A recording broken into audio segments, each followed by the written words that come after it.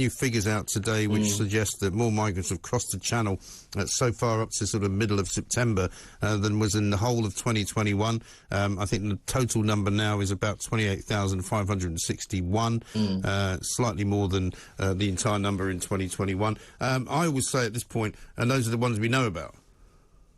Absolutely. I think that the new Prime Minister, Liz Truss, I think there's two types of crisis that she has to deal with: the cost of living crisis and the border security crisis.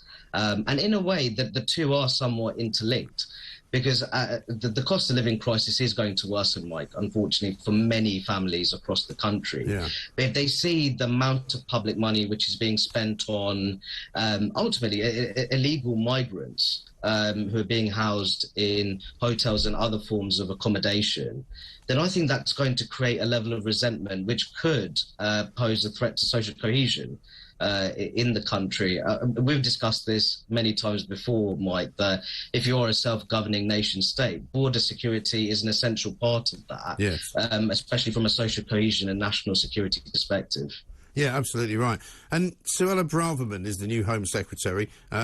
Lots of people said that Priti Patel really never got to grips with this problem. Many would say, if they were on her side, that she was sort of prevented, really, from carrying out the policy of the government by the civil servants in the Home Office and by the civil servants in the Border Force, who clearly didn't want to actually make hay. They didn't want to make these migrants actually go back to France. They didn't want to intercept them in order to do that. They would rather have welcomed them here. You know, there was a very political stance taken by the union, I believe, who I think is still suing the government, trying to stop them from sending these people to Rwanda. Do you think that'll ever happen?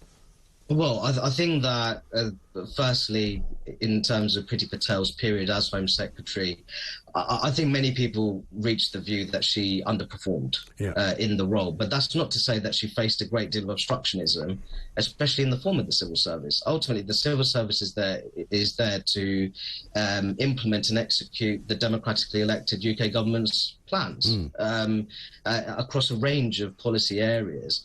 And if there is opposition to migration partnerships such as the UK-Rwanda deal, then that is a very serious problem for whoever is a Home Secretary.